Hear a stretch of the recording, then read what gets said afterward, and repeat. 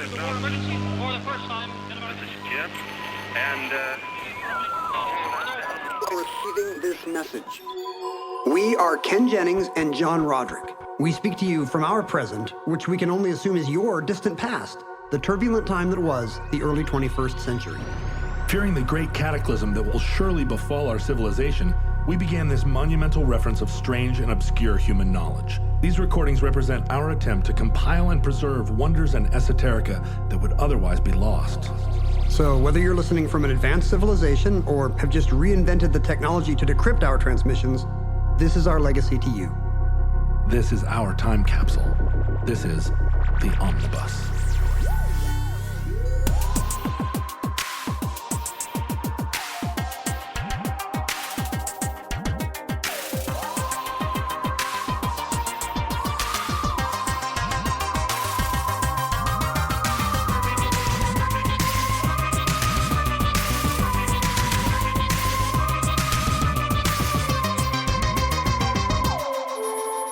You have accessed entry 210.NU2653, certificate number 6798.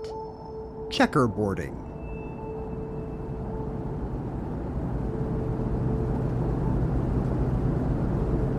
So if you fly over the country, the middle of the country, on an airplane. It's a pretty big if. I'm not doing that. If you are one of these coastal elites who look at America as the two distinct coasts and then the flyover 48 states. flyover states. Yeah. Not me. I drive across. I stop at every truck stop and muffler shop. Here, here. I'm a man of the people, John. I know you are. I know you are. But if you are lucky enough to have ever been on an airplane across the United States and look down, the way the country is divided is pretty clear from the air. It's a giant checkerboard system of land that you can distinguish from 30,000 feet. It's squares as just far as the eye can see. Endless squares. And I like when the squares have circles inscribed in them because of that, whatever that rotary irrigation thing is. yeah, circles, fun. circles within squares and half circles within squares. It really looks a lot like, it looks more like aliens did it when they have those. Yeah, it is like kind of the original crop circle, right? But it's a circle of crops rather than a circle carved out of crops. It's like this flying saucer fleet lowered some kind of screen door on America with squares that were a mile on a side or 6 miles on a side or whatever, and just like carved us into little blocks of cheese. Yeah, and those blocks are visible from high up because often the borders between those squares are where the road was laid. Crops certainly change from square to square because those, obviously the divisions of those squares is how land was surveyed and apportioned in the American West. I'm already a little disappointed that checkerboarding is some kind of surveyor-related thing and not an enhanced interrogation technique. Right. I feel like we should be trying checkerboarding on our enemies. Instead of waterboarding them? Yeah, I don't know what that... You get some irascible old man from a barbershop just to whack the prisoners with a checkerboard, I think. Well, that or using the barbershop theory, you could shave checkerboards into the sides of their heads, just like Cyndi Lauper, and then they would go back to their villages and die of humiliation. Did she have checkerboards in her the sides of her hair? Well, I'm not sure whether Cyndi Lauper pioneered that, but certainly that was a thing for a while. If you were going to shave the sides of your head, then you would shave even deeper the checkerboard pattern. I'm picturing people with fades. You can put all kinds of weird borders in your head, but some people put the Ralston Purina logo. Yeah, that's right. It's pretty. It's like pretty hot when you see it, especially if the person has red hair like Cyndi Lauper.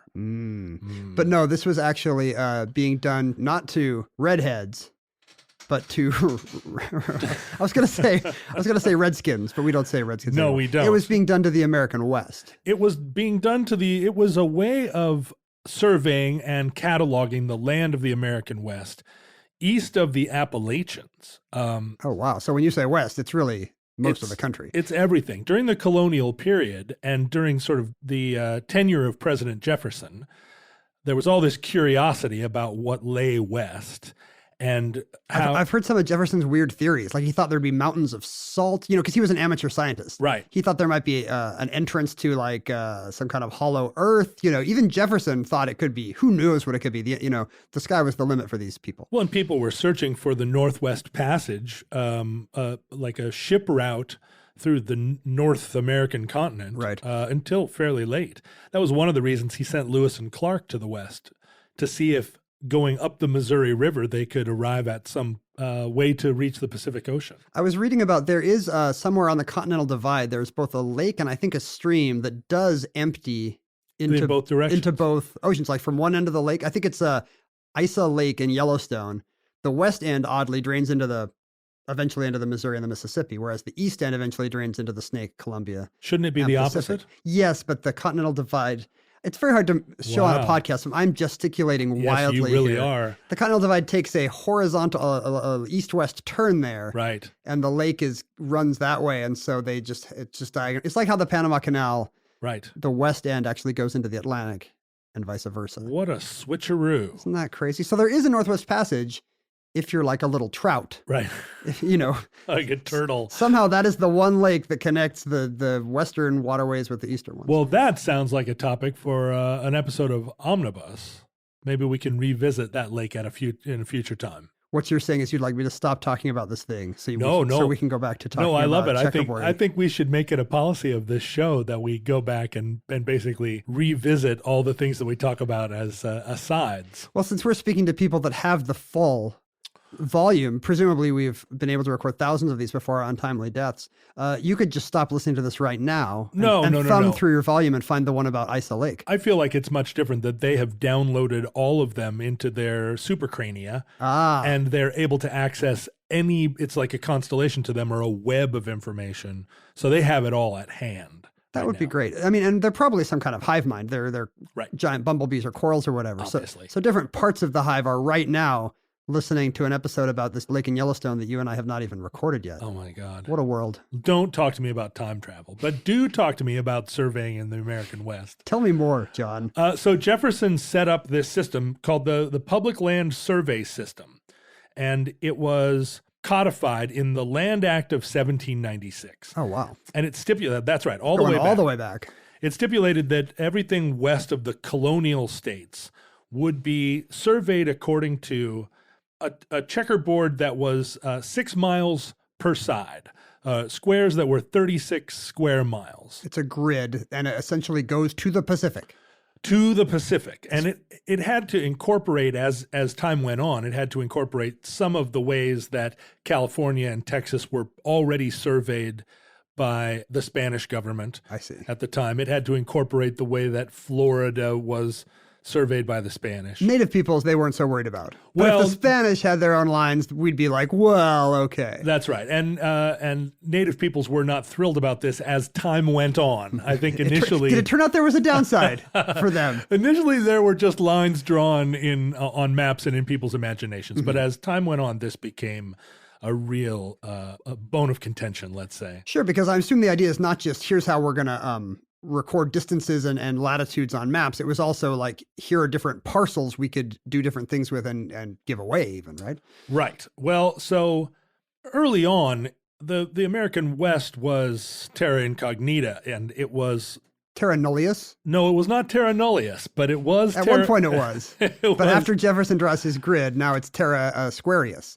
Well, and even then it was understood that, there were trees there. It's not like... And Native Americans, it wasn't thought of as completely... It wasn't like the Kalahari Desert. And there were claims to some of this, the Louisiana Purchase was obviously French before it was American. It wasn't a virgin continent by the time Jefferson is drawing on it. Right, and the Louisiana Purchase is part of what inspired this. Like we had suddenly all this new territory and we needed to understand it better. So this grid of 36 square miles was imposed across this great land of ours. For satanic reasons, to put many sixes on the map. That's right. 6 plus 6 plus 6 plus 6. Jefferson pleasing his eldritch gods. All the way to the Pacific Ocean. And if you look down from airplanes, you will occasionally see where the grid shifts just slightly. So that if you're driving on a country road in Iowa or Montana, sometimes that country road will take a little jag to the right and go up a distance and then jag to the left. And that's visible from an airplane from 30 to 40,000 feet. But not by the surveyor 200 years ago doing the best he could? Is that? Well, no. In fact, the jag of these squares was to compensate for the curvature of the Earth. Oh, wow. Because you can't just impose a grid all the way from the east to the west. Now, flat earthers are going to argue this, but round earthers will acknowledge that you're going to have to make some compensation for curvature, and they did it by just these pretty small shifts. In a recent entry, you said that one of the benefits of doing a podcast for the future is you know that objectivism doesn't exist anymore. Right. And I assume that is also true of flat eartherism. But it's a huge fad in our time for some reason. And it may be that future protozoa are like, what? The Earth isn't flat? We live in a time when you cannot tell faux ironic ignorance from real ignorance. It's true, because right? they're both extremely plausible. You're trying to figure out like how many of these flat earthers are doing this as a joke, and it's almost impossible to tell because what is a joke anymore? Right. They won't say this is a bit. Like if they say this is a bit, the bit ends. It's a paradox of bits. Yeah. So of course they will say, no, I'm dead serious about this crazy thing. But everything seems like a bit these days. Like things that formerly would have been completely hilarious are now like, no, that's actually the way that the State Department's run. So let's fast forward a little bit. And we are now in the 1850s, and the railroads are burgeoning in the East. And it's understood that that it's important to build a transcontinental railroad. This is a major way of transporting goods and services. But more importantly, at this point in time, if you live in Boston and you want to go to San Francisco, where the gold is and where the action is, this is the boomtown, you have to go all the way down around South America. There is no Panama Canal at this time. It's quicker to take a boat around Cape Horn than it is to try to take a stagecoach or yeah. I mean, and this is a time when taking a stagecoach is still very dangerous. And very bumpy. I feel like Westerns really underrate the kind of motion sickness people must have had. Very bumpy. You can only carry what you can carry, and you're at risk of being attacked by hostile Indians. And what I'm saying is the Westerns should have fewer Indian attacks and more just kids who are just yakking in the stagecoach. Yeah, like that's my dream. It's like a John Waters Western. The thing that's funny about travel by horse long distance is that traveling by horse is not really any faster than walking. Because the horse has to. All the horse is doing is walking. And when you walk and a horse walks, it's not like the horse takes off.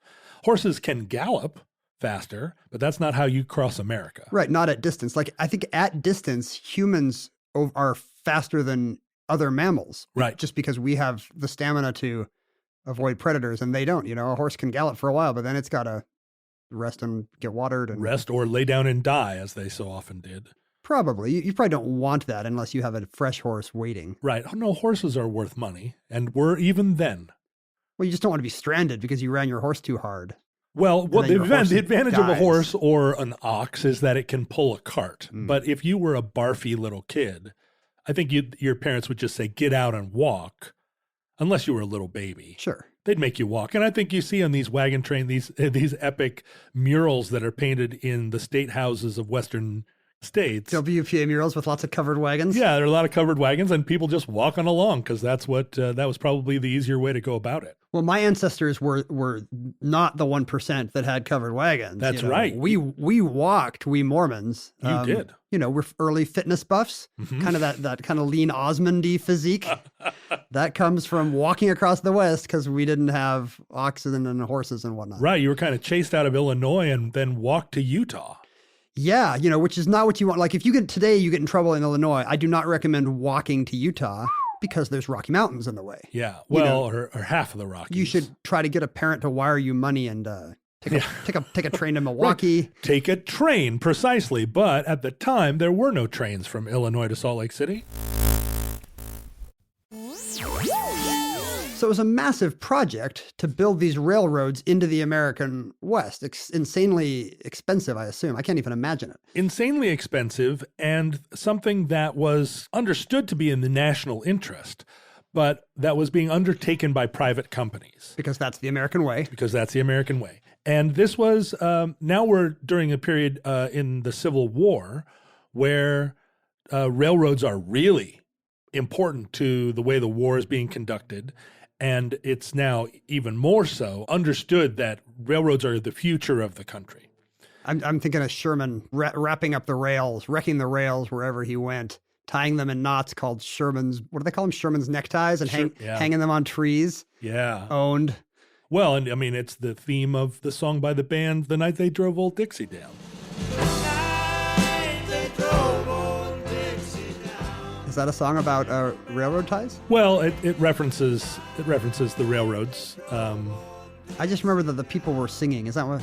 It's not the chorus? Yeah, the people are singing na na na na na. Well, why are they singing na na na na na, Levon? Like Na na na na na. if they're tearing down railroads, people shouldn't be singing. They should be saying, "Hey, leave the railroad alone." We have no way to know why people ever sing na na na na na. Also, that's what Paul McCartney sang to Julian Lennon. Unclear why. It's in an awkward social situation. You don't know what to see. Right. You know, you see Sherman's March. You see them tearing up railroads, like, or you see your friend doing heroin and his son looks sad. You don't know what to say, so you say na na na na na. That's right. And then you could say, hey, goodbye. Hey, kiss him goodbye. So we have a new act, and this is in 1862, and this is during President Lincoln's term of office. A new act called the Pacific Railroad Act, which attempted to fund the construction of a transcontinental railroad by granting the railroads themselves, in this case, the Union Pacific and the Central Pacific Railroads, land along the route of the railroad, which... that they would need to build the railroad on, or? That they would need to build the railroad on, but then adjacent land. Oh, they get a little bonus. They get quite a big bonus. Adjacent land that they then could sell to fund the construction of the railroad. So this really is the American way. Like, we want private companies to do that because we believe in that kind of grit, but also we're going to give them huge government kickbacks. Huge government kickbacks. And to incentivize them. Definitely huge government kickbacks, it seems today. But at the time, in 1862, this land was not regarded as especially valuable, and in many cases regarded as not worth anything. Really? There was no idea that if you give somebody 36 square miles in Nebraska, it's just a white elephant gift, basically? Yeah, it's not close to anything. There's not a railroad there yet. And you are still, again, in danger of attack from Indians. And a lot of the land seemed hardly farmable. The land grants did not include the mineral rights. Oh. And in the case of, from the railroad's perspective, it turned out nobody wanted to buy the land until the railroad got there. Catch-22. And most people thought that this attempt to build a transcontinental railroad was an impossibility. It was something that was just like a pipe dream. It was such an enormous undertaking across a barely understood West that there was a lot of, I think the pundits of the time were like, ha, sure, you're going to build a railroad to San Francisco. And they probably weren't wrong. I mean, they did turn out to be wrong. Spoilers for the future. Like they did build the railroad, connected in Utah, actually. But it's not crazy to think that this was not something a company could do. I remember reading about the early underground lines in London. Once the first line opened, immediately every company started building its own line, and they were private companies raising their own money and each building a new line, which is kind of why the London tube map looks like it does today.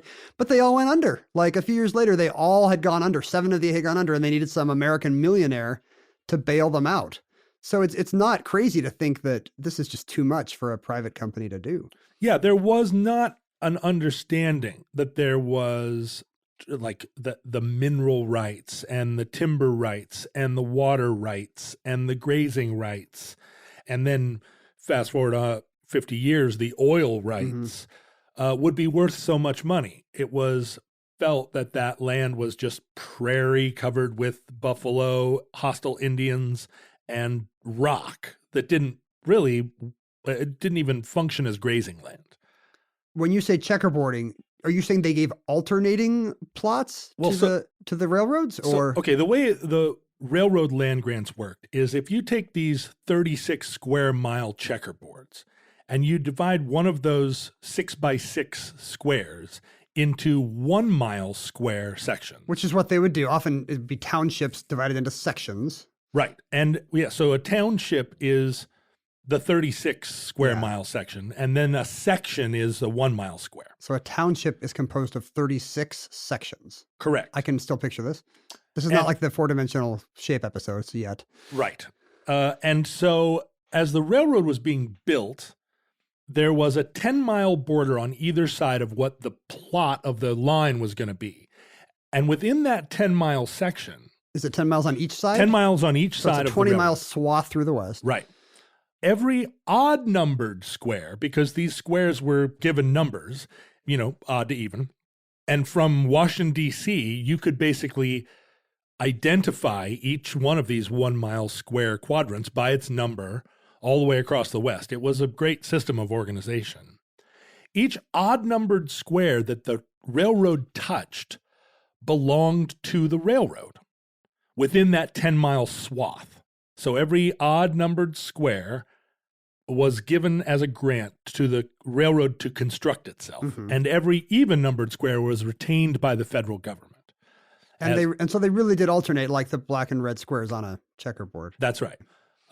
So within this checkerboard system, the presumption was that the railroads would be able to sell this land or exploit this land in order to pay for the construction of the railroad. But it didn't work that way. Nobody wanted the land. Too remote, unclear what the value was. And can I just say how incredibly crazy it seems that they're just giving every other plot? I mean, it's like the least efficient thing you could do if you wanted to do something with the land. If you wanted to do something with land, you would want a clump of it.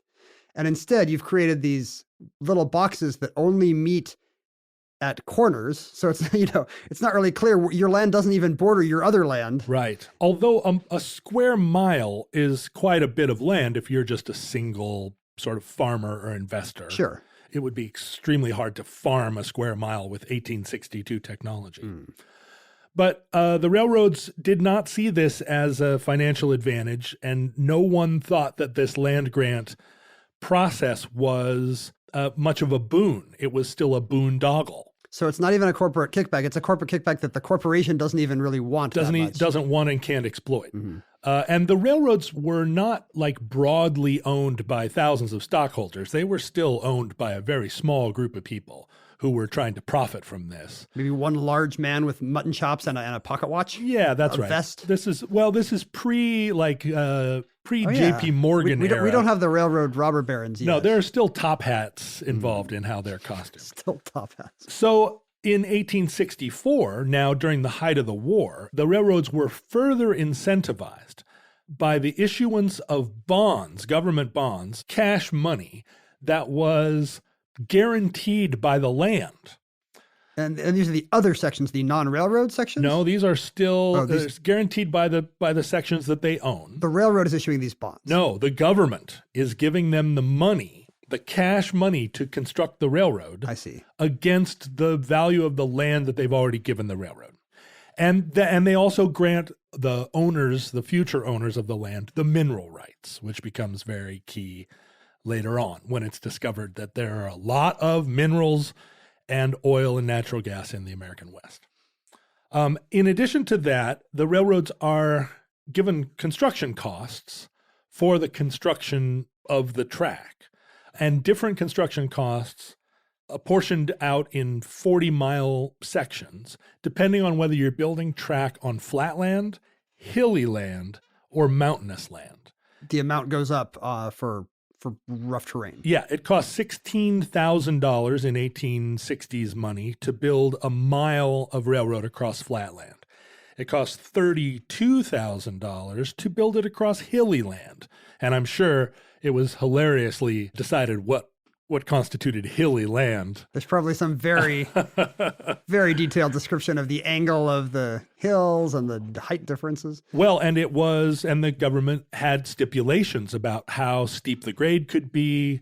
They were very specific about how they wanted this railroad built. They're like, they're city inspectors. You got to build this to code. That's right. And it was as much as $48,000 1860s per mile for railroad through mountainous terrain.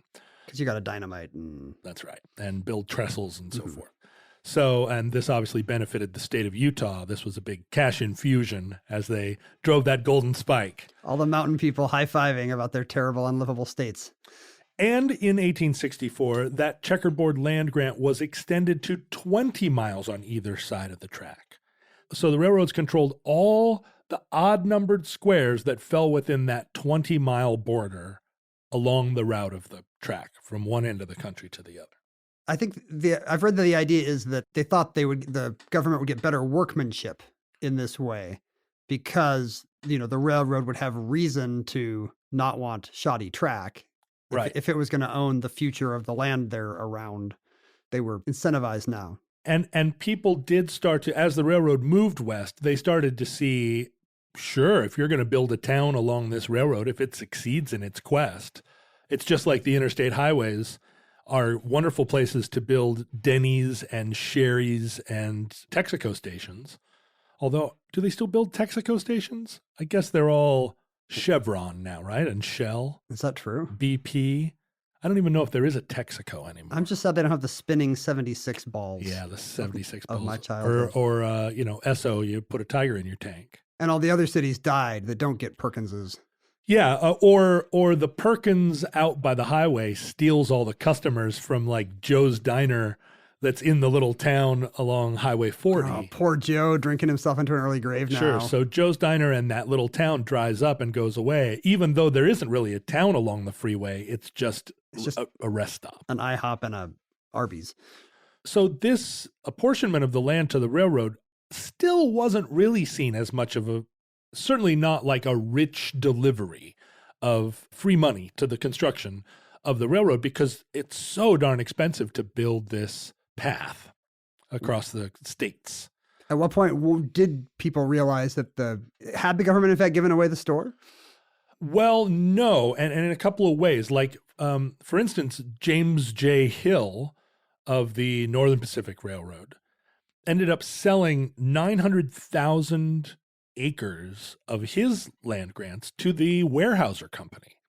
That ended up timber. That's right. That ended up utilizing that land for timber, and Weyerhaeuser became one of the largest landholders in the West. I think they own something like 13 million acres of timberlands in the U.S., and that all came from purchasing that land from basically railroad land at probably garage sale prices because the railroad didn't want it. 50 cents an acre.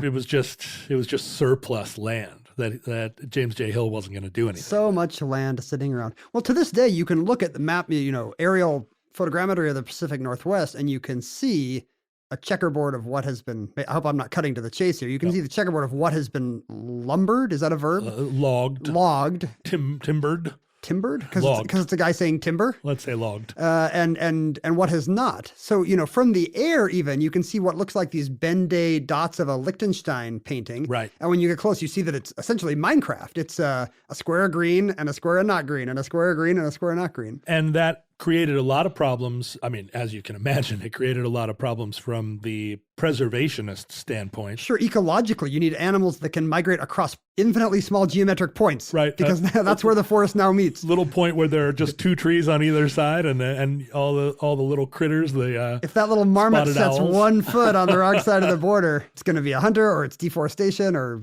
a predator swooping down. And there were accommodations given to settlers if they planted trees on their land. Like there was a lot of maybe not ecological mindedness at the time, but certainly there were ideas about how you would improve your land if you were granted land or if you bought land as part of this land grant system. I assume the proto-ecology was very based on what was nicer for you, the settler. What was nicer for you? Like, what if there was a windbreak of poplars here, or... What could you plant that you could later harvest? The whole windbreak idea didn't happen until after the Dust Bowl. Oh, really? Nobody invented that until the 20th century? No, that's part of why the Dust Bowl happened, because people were turning prairie into farmland and not planting trees. And so when the wind kicked up, and you didn't have a lot of water that year and your soil turned to dust, there wasn't anything to stop it. And that's why you had these enormous dust storms that went across the prairies. And it was then understood that you needed to plant trees to make windbreaks to to kind of hold that soil in place. I'm going to think that every time I drive by one of those lines of fast-growing larches or poplars or whatever they are. Yeah, that was something that was learned the hard way. I guess we now know, don't base your country on any business idea that relies on the wind never blowing. Or, I mean, crazily, the idea then was that when that part of the West was really settled and cultivated, it was during a historic wet period. Oh, right. So it was believed that, of course, everyone believes when it rains, that means it's always going to rain. And then there was a historic drought, and no one could figure out what had befallen them. And that's what created the Dust Bowl, which is a different episode of Omnibus. See Volume 4D. Also, the land grant system is responsible for land grant colleges. During this period, there was an understanding that we needed to fund universities in the states, and originally like agricultural colleges that were going to study how to take advantage of the land. And so states were granted land grants that they could sell or utilize to build colleges. Is this away from the railroad? This is apart from the railroad granting, or is this of those parcels? This is apart from it. I see. And they were granted like non-adjacent land to build their... What a terrible way to design a campus. Okay, walk over to the Humanities Building, then walk through a mile of sorghum fields, and you'll get to the stadium. At the time, I don't think anyone conceived of a college campus that would be greater than 1 square mile. But the idea was that you would sell this land. Or sell the land or sell the timber on the land in order to fund your college. And every state got a land grant or land grants in order to build these colleges. Iowa State was the first land grant college. Later on, like East Coast states got land grants. Oh, this was the thing about land grants. The land didn't actually have to be in the state. Wait, that what? was granted the land grant. Like so, if Vermont has no territory left, they just get land in Minnesota or something? Well, yeah. In fact, Cornell University, they were allowed to pick their own land, and they picked it, I think, in Wisconsin. Now that's a real twist, because I thought Cornell was in upstate New York. Cornell is in upstate New York, but it was funded by this land that they chose in a different state, and they chose it very well. It was the resources there were very profitable to them, and Cornell became a pretty rich school as a result of that. I see. So the land grant is not just about having a place for the campus. No. It's funding the construction of the institution. And these institutions, some of them were pre-existing for 100 years. Rutgers University, which was founded in the late 18th century. Sounds like a private college, but no, it's the State University of New Jersey. State University of New Jersey. It still is a land grant college. Yale actually was funded by land grants for a time. Finally, some money for Yale. I was a little worried that they were getting a little thin. But later on, there were protests against Yale being considered a land grant college, and they lost that status. Was it for that reason? Because they already had the prestige and endowment of a... Yeah, it was considered like, come on, this is an insult to us all. Are any of these institutions still connected to their Western money-producing acreage? They are. In fact, Rutgers being a prime example. It's the oldest college that is still like a land grant college. But they didn't sell all the land. Apparently, they still own and operate and lease the land. Like can you take a semester off and go pick berries on Rutgers farm? Yes, skateboard on Rutgers half pipe. I'm not 100% sure, but there are still colleges that profit from their connection to that land. And the land grant colleges, this was how the historically black colleges and universities were initially funded. So Howard University, for instance, was a land grant college. Now, weirdly, since the 60s, there are sea grant colleges, which are granted the right to exploit certain portions of the ocean and sea bottom. But not fishing rights necessarily. What would they be doing? Sea grant colleges are supposed to be doing aquatic research. So it's unclear to me whether they are simultaneously like polluting and exploiting their fisheries, but I seriously doubt that they're building oil rigs. It sounds like a code for like just, funding your water polo team or whatever. Yeah, we got a lot of aquatic research going on. Well, I mean, when I was in high school, like there were an awful lot of people, mostly girls, who wanted to go to college to become marine biologists. I don't know why that was so popular. It must be some kind of flipper after effect, America first discovering dolphins being cute. I think it's a save the whales kind of a thing. Interesting. 86 is when Captain Kirk and Mr. Spock saved the whales. It was kind of a microcosm of the whole conservation movement was, how much do you love aquatic mammals? It was also, during a time of where SeaWorld was very popular. And right, you go see Shamu and buy a stuffed Shamu. We didn't know at the time that Shamu was essentially a political prisoner. Right. Shamu's Mandela. Right, he was being both waterboarded and checkerboarded. He would love to be waterboarded. He was being airboarded. But now there are also space grant colleges. What? They are not being given grants to exploit space. Good. There's nothing in space to exploit. That's why we call it space. That's what they used to think about the West. I mean, whatever the mineral rights are on Venus, we don't know yet, right? I mean, we haven't explored it. They're not getting a cubic square mile of empty space between Venus and Earth. No, they're just being given money, but in order to become colleges that specialize on space research.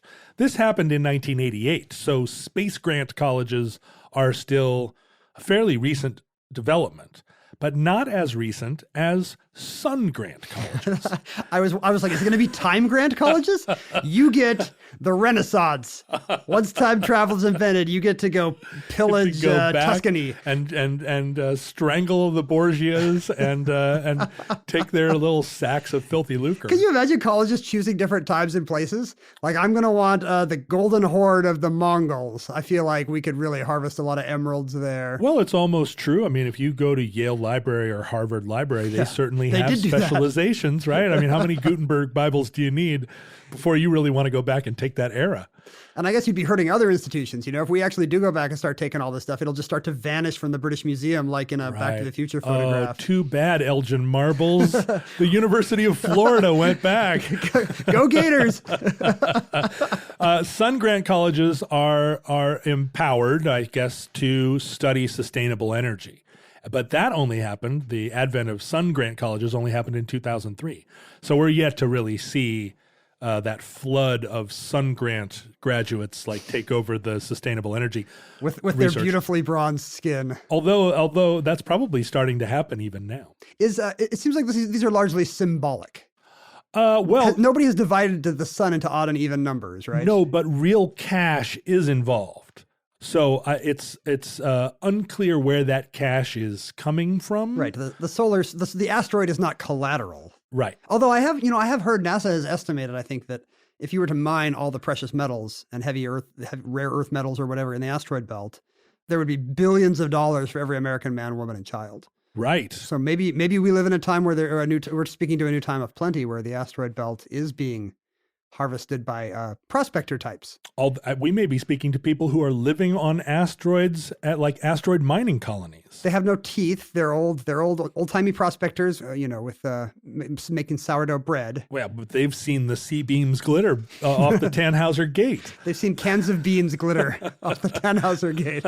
So one of the big questions about these land grants, this checkerboard land grant, is the idea by present day standards that this was a huge giveaway. That's what I'm wondering. A huge giveaway of the West, and all of these companies profited beyond imagination. Did Jefferson and Lincoln screw up? Did half of Mount Rushmore sell us out, basically? And really, when you do the math, when you do the economic math, and I know economic math is hard for a lot of people to understand, including myself, but including the economists who differ on it. Right. And as we all know, economists that is a fake discipline. There isn't really, economics is not really a real thing. In fact, economists don't exist. I've seen one blurry photo. Have you ever seen an economist and a professional hockey player in the same room at the same time? But if you think of this as having happened over the 110 years since the West, since the land grants were given, and you think about the way that money would have performed if it were invested at that time in other comparable investments. The total value of all of that land and the resources derived from it gives you like a return on your investment that isn't really that extraordinary. Somewhere less than 6% return on your investment over 110 years. Per year. Nobody got rich on...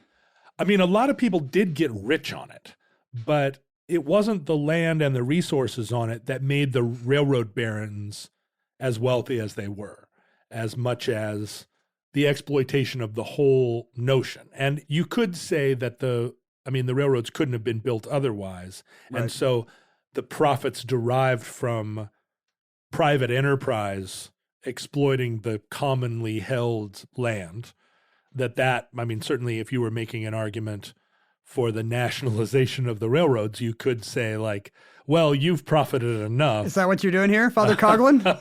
Are you telling the future to nationalize the railroads? You've made enough money off of this. We're taking it back. You've had your time. You could argue that.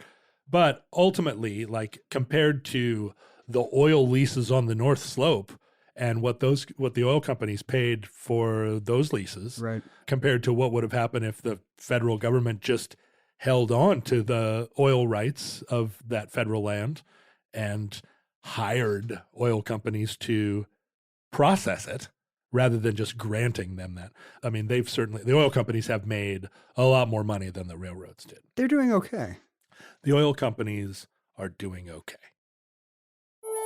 And that concludes Checkerboarding. Entry 210.NU2653, certificate number 6798, in the omnibus. We hope that both railroad and social media still exist in your era. John and I are huge fans of social media. We were for many years at Omnibus Project on Twitter, Facebook, Instagram, and certainly other platforms to come in the decades before the civilization collapses. Individually, we were Ken Jennings, at Ken Jennings and at John Roderick on Twitter. John was at John Roderick on Instagram. John Roderick, 3 syllables. It really doesn't matter. Thank you. It does matter. Not if you're typing it in. Roderick. If you just type in Roderick without the E, you're going to meet somebody else. You're going to send emails to some other weirdo. What if he has a better reference work for the future? I doubt it. Be awkward. The legal standard should be likelihood of confusion. John Roderick without the E should not be allowed to record an omnibus-like project. I wonder if he's over there like making indie rock. I'm going to have to research this. Who the heck is John Roderick? You can't spell Roderick without rock. John Roderick. I guess that's true. You can't spell Roderick without rock. You never used that in your stage pattern? No, I guess I'm going to start doing it immediately. You can have that. Once the rock is gone, all you have left is dairy. Once the rock is gone, Moana just floats out into the ocean. We never see her again. We also had email for some reason. People could contact us at omnibusproject@howstuffworks.com. Also, we have a fan group called the Futurelings. I forgot the Futurelings. The Futurelings on Facebook. You can go on Facebook, look up the Futurelings. That's Future plus Lings on Facebook and become a member of their tight-knit and fast-growing community. Facebook.com/Futurelings. From our vantage point in your distant past, we have no idea how long our civilization survived. We hope and pray that the catastrophe we fear may never come, although we have no confidence that that is the case. If the worst comes soon, this recording, like all our recordings, may be our final word. But if Providence allows, we hope to be back with you soon for another entry in the Omnibus.